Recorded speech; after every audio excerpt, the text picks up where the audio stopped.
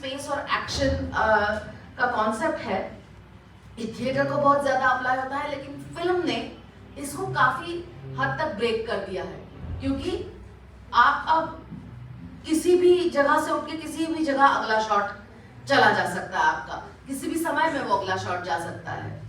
तो सिनेमा को जो अरिस्टोटल की चीज अप्लाई होती है, और अरिस्टोटल इसको 3 एक्ट स्ट्रक्चर नहीं कहते, लेकिन और अरिस्टोटल जो थे कौन थे, उनके बारे में कुछ पता है आपको?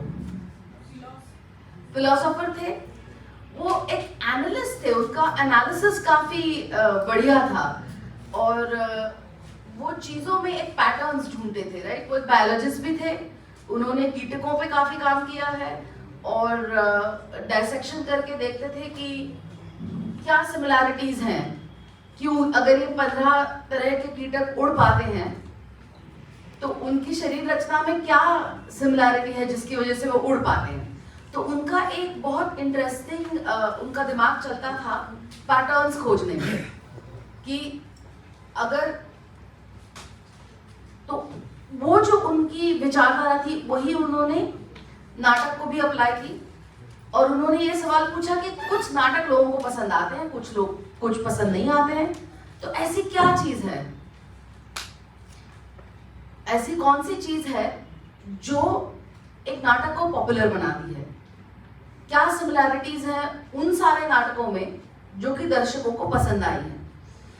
और तो उन्होंने शुरुआत में ये सोचा कि शायद ऐसा हो कि किसी एक तरह के किरदार लोगों को पसंद आते हो, या कोई एक तरह की कहानी लोगों को पसंद आती हो, लेकिन जब उन्होंने बहुत सारे नाटकों का कंपैरिजन किया और विश्लेषण किया तो उनको ध्यान में आया कि ऐसा नहीं है, काफी अलग अलग तरीके के किरदार लोगों को पसंद आते हैं, काफी अलग अलग तरीके की कहानियां पसंद आती है, लेकिन ये वो कहानी नहीं बल्कि कहानी कहने का जो तरीका है उससे तय होता है कि लोगों को नाटक पसंद आएगी कि नहीं। और वो जो कहने का तरीका है उसे आज हम स्ट्रक्चर कहते हैं, कि किस तरह से नाटक को बयान किया जाता है। और ये 3 एक्ट स्ट्रक्चर का कॉन्सेप्ट जो है वो भी आया, एक सिटफील्ड नाम के स्क्रिप्ट रीडर थे हॉलीवुड में, जो बड़े बड़े स्टूडियोज हैं उनके पास तो हजारों स्क्रिप्टें आती हैं, तो कैसे तय करें कि कौन सी स्क्रिप्ट बनानी चाहिए कौन सी नहीं बनानी चाहिए, कैसे पता चलेगा कौन सी फिल्म चलेगी कौन सी नहीं चलेगी। तो उसके लिए उन्होंने, जो लोग होते हैं तय करने वाले, उनको स्क्रिप्ट रीडर कहते हैं। तो सिटफील्ड जो थे वो काफी सारी स्क्रिप्टें पढ़ रहे थे, और वो सोच रहे थे कि यार कैसे ये निर्णय लिया जाए। अब कोई फिल्म है, क्योंकि मैं पढ़ रही हूँ और मुझे अगर सोचिए लव स्टोरी पसंद है तो शायद मुझे लगेगा कि लव स्टोरी चल जाएगी, लेकिन मुझे अगर हॉरर फिल्म पसंद नहीं है तो मैं कैसे बताऊं कि हॉरर फिल्म चलेगी कि नहीं चलेगी। फिर तो मैं वही फिल्में बताऊंगी जो मुझे पसंद है, और जरूरी नहीं है कि जो मुझे पसंद है वो सबको पसंद आए। तो फिर अब ये निजी जो मेरी पसंद नापसंद है उससे थोड़ा हट के मैं कैसे तय करूं कि ये स्क्रिप्ट अच्छी है कि नहीं है। तो उसके लिए जब उन्होंने थोड़ी रिसर्च करना शुरू किया तब वो पहुंचे अरिस्टोटल तक, और जब उन्होंने पोएटिक्स पढ़ी तो उनको लगा कि यार ये सही तरीका है कि कहानी कहने के तरीके को मैं अगर ठीक से एग्जामिन करूं, ना कि सिर्फ कहानी को, तो शायद मुझे पता चल जाएगा कि ये स्क्रिप्ट अच्छी है कि नहीं है। और उन्होंने जो डिराइव किया अरिस्टोटल से, मीनिंग जो डिराइव किया, या उन्होंने जो ये संज्ञा, ये फ्रेज उन्होंने कॉइन की, जिसको कहते हैं 3 एक्ट स्ट्रक्चर।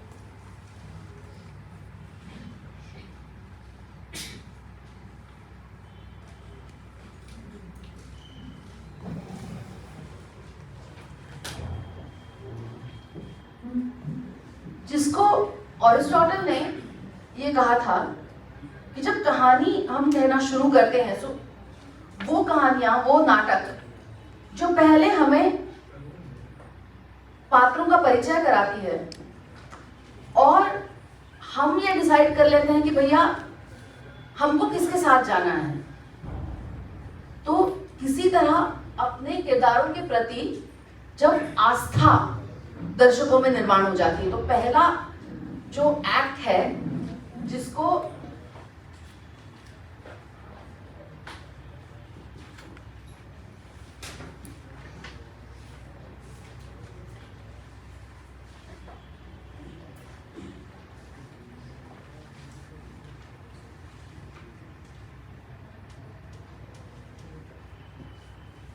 अरिस्टोटल कहते हैं कि इस पहले एक्ट का मतलब जब आपका नाटक शुरू होता है तो पहला कुछ समय आपको इसमें बिताना है कि हमें किरदारों की पहचान हो, उनकी दुनिया की पहचान हो, उनके आपसी रिश्तों की पहचान हो, और इस पहचान से हमें पता चले कि यार ये इस कथा का उद्देश्य क्या है या गाभा क्या है, किस दिशा में कथा जा रही है, और हम डिसाइड कर लें कि हीरो कौन है, विलन कौन है।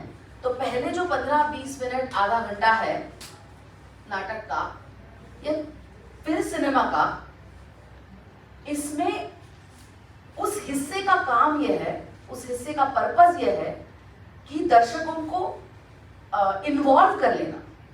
दर्शकों को फर्क पड़ना चाहिए कि जैसे अगर अजय शर्मा को मदन चोपड़ा की प्रॉपर्टी मिलती है या नहीं, इससे अगर मुझे कुछ फर्क ही नहीं पड़ता तो मैं क्यों देखूं फिल्म, है ना। या फिर डॉली और ओकारा का आगे क्या होगा, अगर मुझे उनमें कोई दिलचस्पी ही नहीं है तो मैं क्यों देखूं फिल्म। तो पहले 15, 20, 25, 30 मिनट में फिल्म अगर मुझे इन्वॉल्व कर लेती है, मुझे ये सोचने पे मजबूर कर देती कि यार अच्छा होना चाहिए इन दोनों का, ये दोनों अच्छे से खुश रहे एक साथ, ये इच्छा मेरे मन में पैदा कर देती है, तो फिर मैं आगे की फिल्म देखूंगी। क्योंकि अब मैं चाहती हूँ, मेरा खुद का कुछ इन्वॉल्वमेंट है, मेरी खुद का कुछ स्टेक है इसमें, और मैं चाहती हूँ कि हीरो जो चाहता है वो उससे मिले। और इसीलिए उन्होंने अरिस्टोटल ने जो वर्ड यूज किया था पिटी, जो कि आजकल हम पिटी शब्द का एक बहुत ही अलग कॉनोटेशन है, इसलिए हम कहेंगे एम्पैथी, कि जो प्रोटैगनिस्ट है, जो हमारे मेन किरदार है, उसके प्रति हमको एक एम्पैथी निर्माण होती है और हमारी एक लॉयल्टी उनकी तरफ तैयार हो जाती है। तो ये आपके पहले आधे घंटे में हो जाना चाहिए। और जिसको सिडफील्ड ने जो यूज किया है वर्ड, कहते हैं एक्सपोजिशन। एक्सपोजिशन का मतलब है कि आप हमको बताएं कि वो क्या रहा है, ये लोग हैं कौन, ये दुनिया है कहां। तो ये थोड़ा सा एक पहला जो हिस्सा है वो हमको परिचय कराता है। सेकंड जो एक्ट है,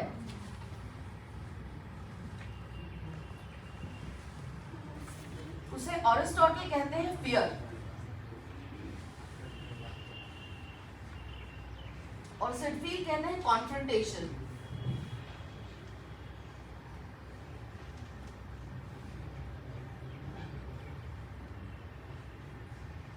या फिर इसी हिस्से को बोला जाता है राइजिंग कॉन्फ्लिक्ट।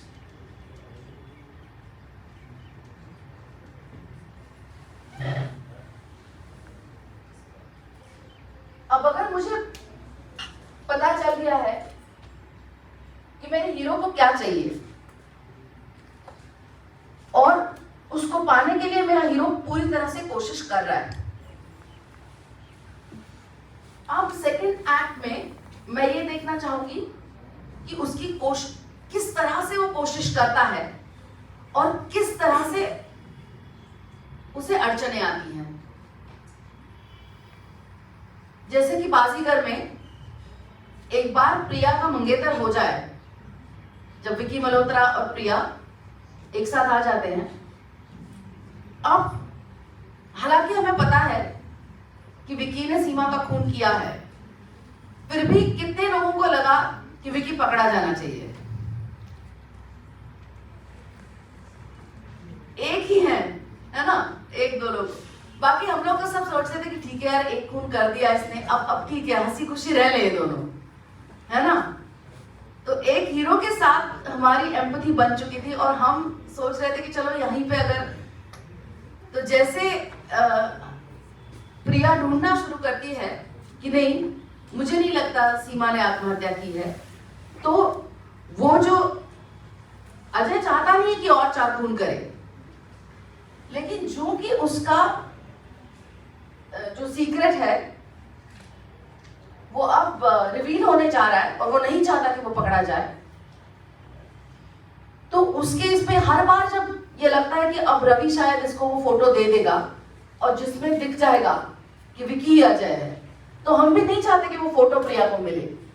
जब वो कत्ल कर देता है रवि का, तो हमें भी थोड़ा शॉक होता है, लेकिन फिर भी तो ये जो चीज है कि हमें डर लगने लगता है अजय के लिए। हम नहीं चाहते कि वो पकड़ा जाए। तो ये जो फियर है हमारे मन में हीरो के लिए जो तैयार हो जाता है कि हम चाहते हैं कि उसकी जिंदगी हंसी खुशी गुजरे, लेकिन वो उस तरह से नहीं गुजरती क्योंकि कॉन्फ्रंटेशन होती रहती, क्योंकि कुछ ना कुछ ऐसा होता रहता है उसके साथ कि जो कि उसको शांति से जीने नहीं देगा, है ना। तो ये पूरा आपका सेकंड एक्ट चलता है और इसका समय 1 घंटे तक, 40 मिनट, 1 घंटा, सवा घंटा। तो ये सेकंड एक्ट आपका सबसे बड़ा एक्ट है। तो आप बाजीगर में भी देखेंगे तो सबसे ज्यादा टाइम विकी का ये चीज छुपाने में चला जाता है कि किस तरह से हमें बचा जाए, किस तरह से बचा जाए। तो this is called the second act, जहां पे हमें अपने हीरो के लिए एक डर सा लगने लगता है और हीरो के लिए ज्यादा से ज्यादा खतरा पैदा करना तो स्क्रीन राइटर का काम हो जाता है कि किस तरह से अलग अलग तरीकों से हीरो के लिए खतरा पैदा किया जाए। और फिर उस सब से बच के जब तीसरा एक्ट शुरू होता है जी, जिसको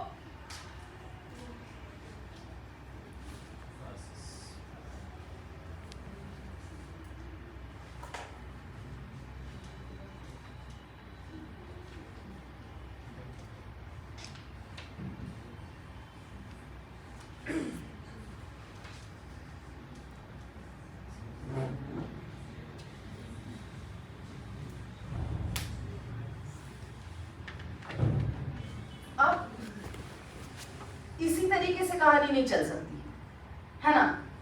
सो जब आपका, जिसे हम वर्स्ट फियर कहते हैं, कि बुरा से बुरा क्या हो सकता है, प्रिया को पता चल सकता है कि विकी ही अजय है।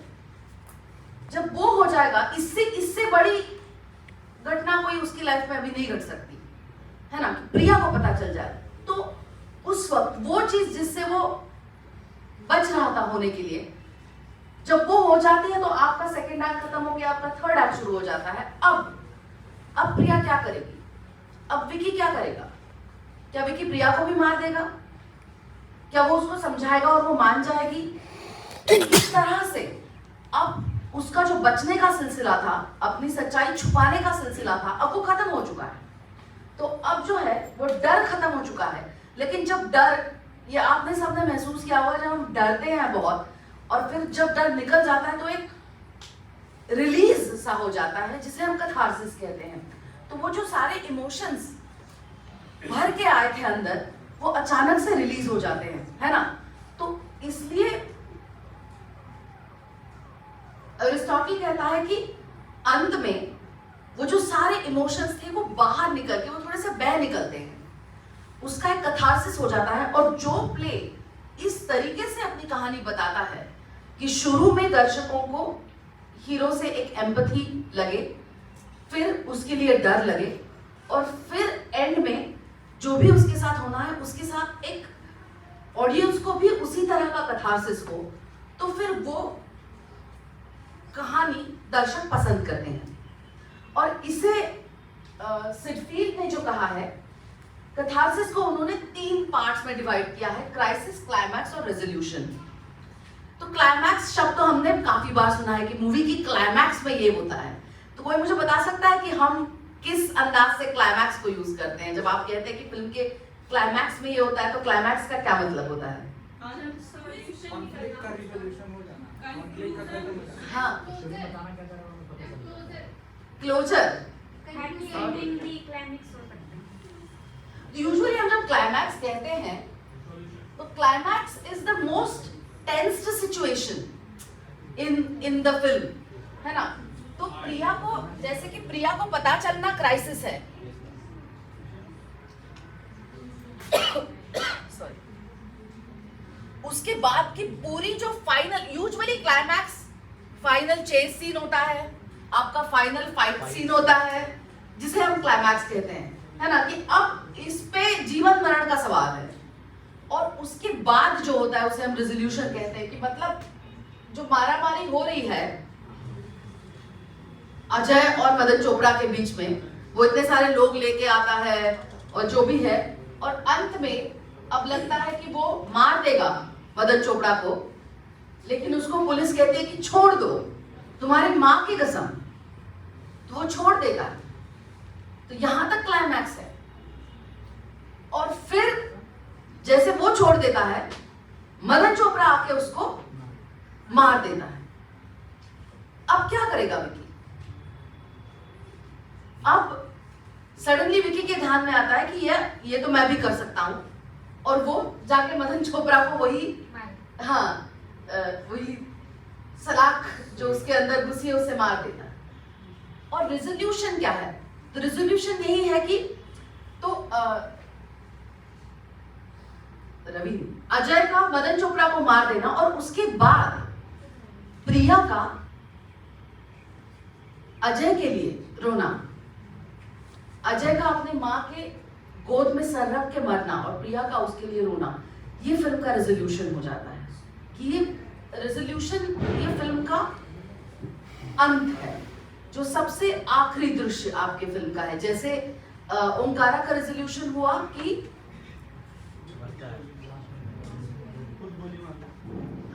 उसके भी आगे जाके मुझे लगता है कि उसका रेजोल्यूशन है कि त्यागी की बीवी उसको मार देती जी। तो इस तरह से ये बहुत ही ब्रॉड स्ट्रक्चर है। तो इस पे काफी रिसर्च और काम हॉलीवुड में हुआ है, क्योंकि हॉलीवुड में अभी भी बाउंड स्क्रिप्ट का बहुत ज्यादा चलन है, और अब धीरे धीरे ये सारा चलन बंबई में भी आने लगा है। तब जब बंबई में लोग पूछते हैं कि कहानी है क्या, तो आजकल लोग स्क्रिप्ट चाहते हैं, पूरी लिखी हुई स्क्रिप्ट चाहते हैं, और स्क्रिप्ट में वो ये चीजें देखते हैं कि क्या इसमें ये स्ट्रक्चर है, क्या इसमें शुरू से अंत तक इस तरह का इमोशनल जो ग्राफ दर्शकों का होना चाहिए, क्या वो है। अब जब कथाकार या कहानीकार कहानी कहने की सोचता है, तो आप सबकी एक अलग अलग वजह है कहानी कहने की, कि आप क्यों कहना चाहते हैं। काफी बार कलाकार तो सिर्फ खुद को एक्सप्रेस करने के लिए कहानी कहना चाहता है, कोई चीज है जो मुझे बहुत छू गई हो मेरे दिल को, और मुझे लगता है कि नहीं, इसे मुझे 10 लोगों को बताना है, इसलिए मैं कहानी कहना चाह रही हूं। लेकिन अब सवाल यह है कि बाकी कोई इस कहानी को क्यों सुने। कहानी तो मेरे दिल के करीब है, इसलिए मैं कहना चाह रही हूं, तो बाकी कोई क्यों सुने। तो क्या हो सकता है कि उसके साथ भी ऐसा ही हो सकता है, लेकिन हो सकता है नहीं भी होता हो। तो स्ट्रक्चर जो है, हम ये कहते हैं कि किसी भी कहानी में 3 तरह के लोग इन्वॉल्व होते हैं, है ना। एक तो है लेखक जो कहानी कहना चाहता है, दूसरे होते हैं उनके किरदार जिनके जरिए हम कहानी कह रहे हैं, और तीसरे लोग होते हैं दर्शक या वाचक जो कहानी सुन रहे हैं। अब लेखक को जाहिर है किरदार से प्यार है, इसीलिए तो वो कहानी कह रहे हैं। दर्शक क्यों उस पर इंटरेस्ट ले, दर्शक क्यों उसमें दिलचस्पी ले। तो स्ट्रक्चर जो है, मुझे लगता है कि एक ब्रिज की तरह है, जो कि कहानीकार और दर्शकों के बीच में एक पुल की तरह बन जाता है। और मेरा कहानी कहने का तरीका जो है, सिर्फ कहानी नहीं, सिर्फ इस वजह से नहीं कि ये कहानी क्या है, मगर इस वजह से कि मैं ये किस तरह से कह रही हूं। दर्शक उसमें दिलचस्पी लेते हैं, उसमें इंटरेस्टेड हो जाते हैं, और इसलिए स्ट्रक्चर का बहुत ज्यादा इंपॉर्टेंस है। एक और चीज है, अब ये जो है स्ट्रक्चर के बारे में आप अगर नॉवेल या शॉर्ट स्टोरी लिखते हैं तो इतनी ज्यादा बात होती नहीं है, लेकिन फिल्म में काफी ज्यादा होती है। तो कोई गेस कर सकता है कि क्यों फिल्म के लिए स्ट्रक्चर ज्यादा इंपॉर्टेंट है किसी भी नॉवेल या शॉर्ट स्टोरी से? गेस करके बताएंगे? टाइम लिमिट और एक्शन। एब्सोल्युटली। फिल्में जैसे अभी तो उसमें बहुत ज्यादा ये आ गया है कि आप जैसे एंथोलॉजीज जो बन रही हैं उसमें तो आप 30 मिनट की फिल्म भी लिख सकते हैं, तो 4 30 मिनट की फिल्में लिख ली और उसका एक ये हो गया। या फिर शॉर्ट फिल्मों का भी अब चलन आ चुका है, या अगर वेब सीरीज आप बना रहे हैं तो 25 मिनट का एपिसोड, 30 मिनट का एपिसोड, 45 मिनट का एपिसोड या 1 घंटे का एपिसोड हो सकता है। लेकिन आप अगर कोई भी फिल्म, जैसे इन्होंने बताया कि जब फिल्म बनाने का कंपटीशन था तो 4 मिनट का समय दिया हुआ था, उससे ज्यादा आप बना नहीं सकते, क्योंकि फिल्म 4 मिनट की है, 5 मिनट की, इसमें 20% से बजट बढ़ेगा।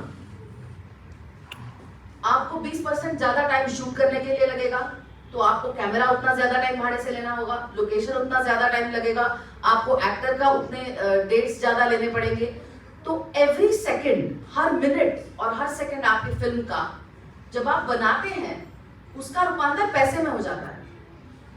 तो फिल्म बनाने से पहले ही आप यूजुअली ये डिसाइड करते हैं कि हाँ, मुझे 5 से 7 मिनट की फिल्म बनानी है, मुझे 10 से 12 मिनट की फिल्म बनानी है। अगर आप फीचर फिल्म बना रहे हो तो आपको पता है आप 90 मिनट से 1.5 घंटे के बीच की फिल्म बना रहे हो, है ना। तो ऑलरेडी जब आप नॉवेल लिखते हो या शॉर्ट स्टोरी लिखते हो, आपके पास इतनी उसमें लिमिटेशन है नहीं। आप 400 पन्ने की नॉवेल लिख सकते हो, 1200 पन्ने की लिख सकते हो, उससे आपके सिर्फ 800 पन्ने बढ़ जाएंगे, लेकिन उसमें खर्चा इतना नहीं बढ़ेगा, उसका शूटिंग का ड्यूरेशन नहीं इतना बढ़ेगा, उसकी जो सारी लॉजिस्टिकल चीजें हैं उसमें उतना फर्क नहीं आएगा। तो इसका मतलब है आपको कहानी लिखने से पहले पता होता है कि ये कहानी कितने टाइम में बतानी है, और वो लिखते वक्त ही आपको समझ में आना चाहिए कि अगर 4 मिनट में मुझे ये कहानी बतानी है तो पहले 1 मिनट में मुझे ऑडियंस को इन्वॉल्व कर लेना है। पहले 1 मिनट में समझ में आ जाना चाहिए कि ये लोग कौन है, ये दुनिया कौन सी है, ये कहानी किसके बारे में है, इसकी विषय वस्तु क्या है। फिर अगले 2 मिनट होगा जो भी झगड़ा होना है, जो भी संघर्ष होना है, और फिर वो 2-2.5 मिनट के बाद मुझे पता है कि अब कहानी का अंत है, तो अब एक तरफ मुझे रेजोल्यूशन की तरफ जाना है। सो 2-2.5 मिनट से ज्यादा वो संघर्ष नहीं हो सकता, और फिर आधे 1 मिनट में मुझे बता देना है कि कहानी का हासिल क्या है, कहानी का निचोड़ क्या है, कहानी खत्म कहाँ हो रही है। तो ये जो स्ट्रक्चर है ये इसलिए बड़ा महत्वपूर्ण है कि अगर जब आप 1.5-2 घंटे की फिल्म लिख रहे हो तो आप यूजुअली जो स्क्रीन प्ले फॉर्मेट है उसमें 1 मिनट 1 पन्ना इस तरह का हिसाब होता है। तो अगर मैं 1.5 घंटे की फिल्म लिख रही हूं तो मैं 90 पन्ने कम से कम लिख रही हूं। तो 90 पन्नों में मुझे कुछ माइलस्टोन्स तो होने चाहिए कि यार मुझे पता चले कि पहले मेरी फिल्म थोड़ी स्लो तो नहीं जा रही। कैसे मुझे पता चलेगा पहले 30 पेजेस में कि ये कहानी 90 पन्नों में खत्म हो रही है कि नहीं हो रही? तो उसके लिए स्ट्रक्चर जो है माइलस्टोन का काम करता है कि क्या पहले 15, 20, 25, 30 पन्नों में समझ में आ रहा है लोगों को कि कहानी किस बारे में है, किरदार समझ में आ रहे हैं क्या, जो मेन जो एक जिसे हम सेंट्रल ड्रामेटिक क्वेश्चन है जो कि बाजीगर में है कि क्या अजय पकड़ा जाएगा या नहीं पकड़ा जाएगा, हम उसी के लिए देखते रहते हैं, है ना। अंत तक हम यही देख रहे हैं इस सवाल के लिए कि अब पकड़ा जाएगा नहीं पकड़ा जाएगा। तो वो जो सेंट्रल ड्रामेटिक क्वेश्चन जिसे हम कहते हैं वो पहले एक्ट में क्लियर हो जाना चाहिए, और अगर वो आपके लिखाई में क्लियर हो रहा है तो आपको पता है कि आप सही स्पीड से जा रहे हो। ठीक है, इस यहां तक किसी का कुछ सवाल है, कुछ पूछना है तो पूछिए।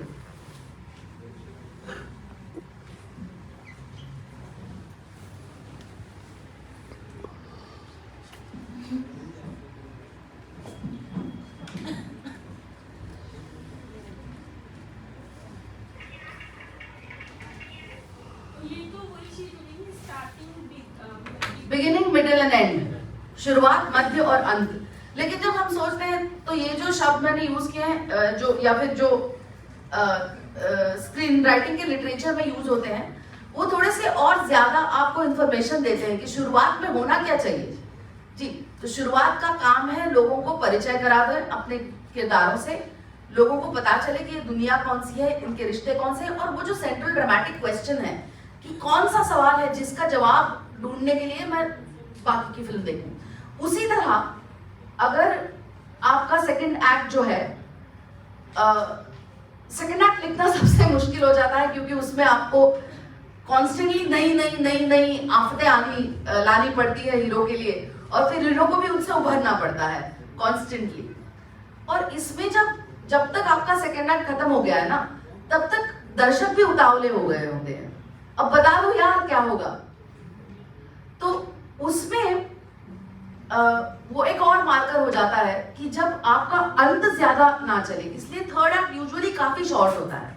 या तो आपका क्लाइमैक्टिक सीक्वेंस काफी लंबा होगा जिसमें काफी हाथापाई होगी, लेकिन आप देखेंगे कि ड्रामेटिकली बहुत ज्यादा चीजें उधर घटती नहीं है, तो आप अपने लास्ट एक्ट को ज्यादा खींच नहीं सकते। अंत में उसको आपको एक जवाब दे देना है, इसलिए लास्ट एक्ट यूजुअली सबसे शॉर्ट होता है फिल्म का। ठीक है, तो ये एक फीचर फिल्म का मोटा मोटा स्ट्रक्चर है। इसमें काफी चीज कभी कभी कुछ चीजें, कुछ फिल्में होती हैं जिनमें कि एक प्रोलोग और एपिलोग का भी एक स्ट्रक्चर आ जाता है, तो फिर 5 एक्ट स्ट्रक्चर जिसे कहते हैं। फिर फिल्मों को काफी तरीके से, क्योंकि सारे स्क्रीन राइटर्स की यही समस्या है कि मुझे हर 5-10 पन्ने में यह पता चलना चाहिए कि मैं ट्रैक पे हूँ। तो फिर मुझे पता है कि ठीक है यार, इसी में अगर कुछ गड़बड़ है तो मैं यहीं पे सुधार लूं, तो फिर आगे जाके मुझे और ज्यादा काम ना करना पड़े। तो इस वजह से काफी सारे राइटर्स ने काफी तरह के मॉडल्स बनाए हैं। There is 8 sequence model method, there is एक काफी फेमस बुक है कॉल्ड सेव द कैट, जो एक 12 हिस्सों में फिल्म को बांटती है। लेकिन एफर्ट सब यही है कि किस तरह से एक बड़े प्रॉब्लम को छोटे छोटे प्रॉब्लम्स में डिवाइड किया जाए, और फिर एक प्रॉब्लम सॉल्व करके किस तरह से वो बड़ी सी प्रॉब्लम को सॉल्व किया जाए। तो ये स्ट्रक्चर का मेन पर्पस है। अब ये तो हुआ फीचर फिल्म के बारे में, जो कि आप 1.5 या 2 घंटे की एक पूरी की पूरी फिल्म बना रहे हो। अब अगर आप टीवी सीरीज बना रहे हो जी, मॉडल बेहतर, क्योंकि है क्या ना कि एरिस्टोटल मॉडल वो 400 शताब्दी में प्लूटो के ये आज भी वही मॉडल है जी, वही मॉडल है। उसमें काफी सारे उसमें बहुत सारे वाद प्रतिवाद हैं। तो मैं आपसे वो कहूंगी जो मैं बिलीव करती हूँ। मुझे लगता है कि कोई भी अच्छी फिल्म, इवन उसका नॉन लीनियर स्ट्रक्चर हो, वो एक हिसाब से 3 एक्ट स्ट्रक्चर में बैठ ही जाती है। क्योंकि ये जो है, जैसे अगर मैं आपको कहूं कि कोई फिल्म अगर एक चेस से शुरू होती है, हाँ फिल्म शुरू हुई है और शुरू में ही ये हो रहा है कि 2 आदमी एक आदमी के पीछे भाग रहे हैं, ठीक है, और छोटी छोटी गलियों में से वो आदमी हांफता हुआ भाग रहा है, उसका 2 आदमी पीछा कर रहे हैं। आप क्या सोच रहे हैं ये देखते वक्त? ये ओपनिंग है फिल्म की, तो आप क्या सोचेंगे? आपके मन में क्या विचार उठेंगे? हाँ, तो आपके मन में उठेंगे सवाल कि ये भागने वाला कौन है, इसका पीछा करने वाले कौन है, इनमें से सही कौन है, गलत कौन है। आपको अब तक ये नहीं पता कि ये पकड़ा जाना चाहिए कि नहीं जाना चाहिए, आपके मन में सवाल उठ रहे हैं। तो पहला कुछ समय जब आप फिल्म देख रहे हैं, आपको पता ही नहीं है कि हो क्या रहा है, तो ये नेचुरली आपके मन में सवाल है। अगर मैं उन सवालों का कोई भी बिना जवाब दिए आगे कहानी बढ़ाती हूँ, तो आप कंफ्यूज हो जाएंगे और आपका इंटरेस्ट चला जाएगा। तो इसलिए ये जो मॉडल है 3 एक्ट स्ट्रक्चर, ये दर्शकों के देखने के तरीके पे या फिर उन देखते वक्त वो किस तरह से विचार करते हैं उस पे आधारित है। अगर यही आप चेस का सीन अगर फिल्म के अंत में आ रहा है और आपको पता है जो भागने वाला बंदा है वो हीरो है और उसका 2 पीछा जो करने वाले हैं वो विलन है, ये आपको ऑलरेडी पता है, और आप देख रहे हैं कि वो भाग रहा है गलियों से और ये लोग पीछा कर रहे हैं, अब आप क्या सोच रहे हैं? तो आपको तो ये सोचेंगे ना कि यार ये बच जाए, किसी तरह से हीरो बच जाता, तो आपकी जो लॉयल्टी है वो ऑलरेडी एक हीरो की तरफ आ चुकी है, तो आपका विचार करने का तरीका उस तरीके से होगा, समझ रहे हैं? रिएक्ट स्ट्रक्चर एक थोड़ा सा मुझे लगता है कि वो टाइमलेस सा मॉडल है। जिस तरह से शेक्सपियर की कहानियां टाइमलेस हैं, तो एक्चुअली अरिस्टोटल तो 2000 साल पुराना हो जाता है, लेकिन इट्स वेरी उसका जो बेसिक रिएक्ट स्ट्रक्चर का साइकोलॉजिकल जो उसका बेसिस है वो बड़ा स्ट्रांग है। तो उसकी वजह से वो स्पेशली फिल्मों में और ऐसे इसमें जहाँ पे आपको, जैसे जब मैं किताब पढ़ रही हूँ तो मैं आज 10 पन्ने पढ़ लिए, फिर कल 10 पन्ने पढ़ लिए, फिर 2 दिन कुछ नहीं पढ़ा, फिर और 20 पन्ने पढ़ लिए, तो क्या लेखक को बुरा लगेगा? लेकिन अगर मैं फिल्म देख रही हूँ, 10 मिनट देखा, फिर कहीं घूमने चली गई, फिर कल जाके 10 मिनट देखा, फिर 2 दिन कुछ नहीं देखा, फिर आके 10 मिनट देखा, इस तरह से फिल्में देखते नहीं है ना हम। तो ऑडियो विजुअल मीडियम हम एक सलग देखते हैं, तो इसलिए इसमें स्ट्रक्चर बहुत इंपॉर्टेंट हो जाता है, क्योंकि आपको उतना टाइम दर्शक को पकड़ के रखना है। 10 मिनट बाद बोर होके दर्शक अगर ये कहे, क्योंकि उसमें सबसे बड़ा डर है कि दर्शक वापस ही ना आए, तो आपको 1.5-2 घंटे तक पकड़ के रखना है। इसलिए स्ट्रक्चर की सिनेमा में और वेब सीरीज या टीवी में बहुत ज्यादा अहमियत है, जैसे नाटक में भी है। तो किसी भी ड्रामेटिक परफॉर्मेटिव एक्ट में स्ट्रक्चर की अहमियत बहुत ज्यादा हो जाती है, क्योंकि आपको पकड़ के रखना है दर्शक ये। बट देयर आर सो, मुझे लगता है कि काफी सारे स्ट्रक्चर्स के बारे में लोग बात करते हैं, लेकिन आप अगर देखें तो मोटा मोटी सब में एक 3 एक्ट स्ट्रक्चर का बेसिस आ जाता है। 8 सीक्वेंस मेथड में भी आ जाता है, 12 सीक्वेंस मेथड में भी आ जाता है, 8 एक्ट या 5 एक्ट स्ट्रक्चर में भी एक बेसिक 3 एक्ट स्ट्रक्चर आ ही जाता है। तो लेकिन मैं उसकी मतलब वो बहुत कॉम्प्लेक्स और डिटेल उसमें जाने की जरूरत नहीं है, लेकिन अगर आप इतना समझ ले कि मेरी कहानी सुनने वाले के मन में क्या चल रहा होता है जब मैं कहानी कह रही हूँ, तो फिर मुझे वो कहानी कहने में आसानी होगी। मुझे पता है कि इसके आगे मुझे क्या बताना, तो वो स्ट्रक्चर का मेन उद्देश्य है।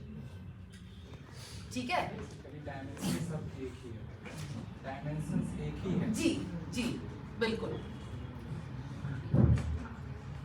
और किसी को कुछ सवाल है स्ट्रक्चर के, 3 एक्ट स्ट्रक्चर के बारे में? ये बस मैं आपको एक इंट्रोडक्शन करा रही हूँ, और जो कि हम सिर्फ फिल्मों की बात नहीं कर रहे हैं, टीवी की भी बात कर रहे हैं और वेब सीरीज की भी बात कर रहे हैं, तो हम थोड़ा सा उनके ओर भी मुड़ेंगे कि क्या यही स्ट्रक्चर टीवी या वेब सीरीज को लागू होगा। आप बता सकते हैं कि आपको लगता है कि सेम स्ट्रक्चर लागू होगा? अगर हाँ तो क्यों, और नहीं तो क्यों? मेरे ख्याल से नहीं। नहीं, क्यों नहीं? कि वो सीरियल्स मतलब अगर टीवी की बात करें तो वो जी। बढ़ते रहते हैं, इम्प्रोवाइज होते रहते हैं, इसलिए ये स्ट्रक्चर उस पर लागू नहीं हो सकता। हाँ, क्योंकि उसको टीवी में तो फाइनाइट टाइम है ही नहीं, आपको एक के बाद आगे बढ़ाते ही जाना है। तो ये जो स्ट्रक्चर है वो लागू होता है एक एपिसोड को, राइट? लेकिन उसके आगे अगले एपिसोड का फिर यही स्ट्रक्चर होगा, उसके अगले एपिसोड का, लेकिन ओवरऑल इसको सेम स्ट्रक्चर लागू नहीं कर सकते आप, क्योंकि टीवी की जो कहानियां हैं वो ओपन एंडेड है, वो एंड को दिमाग में रख के लिखी ही नहीं जाती है, क्योंकि आपका उद्देश्य ही है कि इसके 1000, 2000, 4000 एपिसोड हो, जितने ज्यादा एपिसोड हो उतनी वो सक्सेसफुल। तो बताइए फिर आपको क्या लगता है कि किस तरह से टीवी की कहानी फिल्म की कहानी से अलग होगी? अगर आपके दिमाग में कोई विचार आता है कि अरे ये मेरे दिमाग में कहानी है, आप कैसे तय करेंगे कि यार टीवी के लिए है या फिल्म के लिए है? अच्छा, लाडली और फिर सूरज। फिल्म की जो स्टोरी होती है, लाइक उसको तीन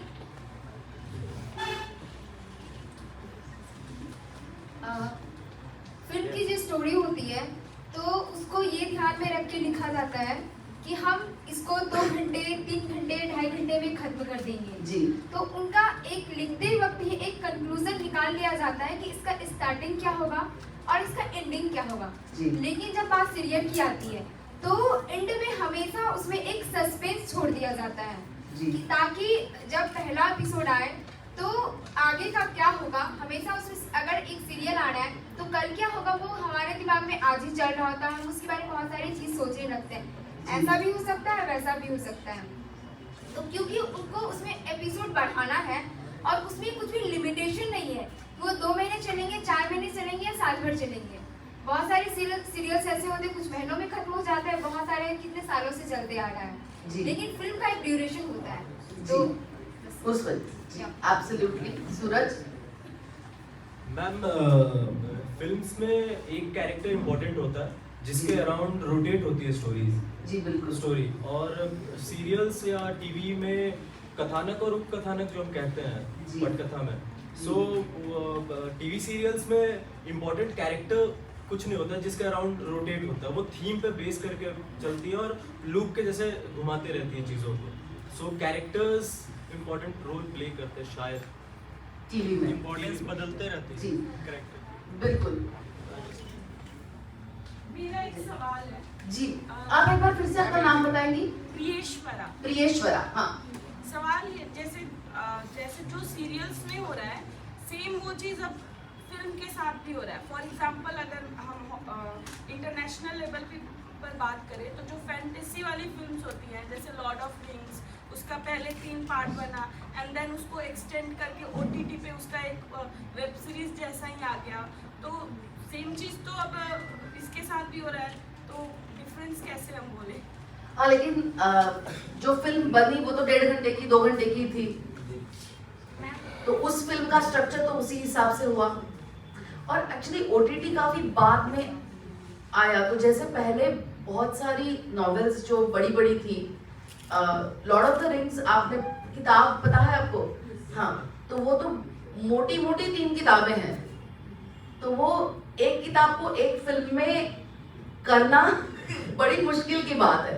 जैसे हैरी पॉटर को भी किया गया, अगर उस वक्त OTT आया पहले से ही होता तो मुझे लगता है शायद ये सारी जो इस जॉनर की किताबें हैं ये हाँ OTT के लिए ज्यादा सूटेबल है कि एक किताब का एक सीजन बने, ना कि एक फिल्म बने।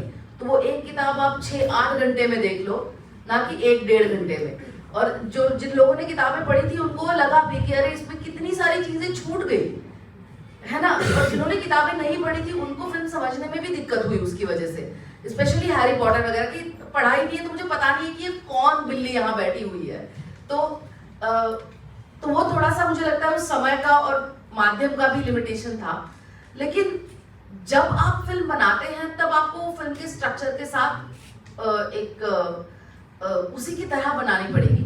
और फिर जब आप उसी का OTT बनाते हैं तो आप देखेंगे कि वो काफी स्लो हो जाता है। फिर आप काफी सारी चीजें अंदर से और ला सकते हैं, है ना, तो वो स्ट्रक्चर बदल जाता है। जी हाँ। जैसे फिल्मों में क्या होता है कि आप जितने इवेंट्स हैं उसका डिटेल जो है कैरेक्टर स्केच नहीं डाला जाता है, और जितना इम्पोर्टेंट है जैसे अगर किसी की बायोपिक बनाई जाती है तो उसमें क्या किया जाता है, फिल्मों में ये देखा जाता है कि जितना जो इम्पोर्टेंट इवेंट्स है बस उसको ही लिया जाए। जैसे संजू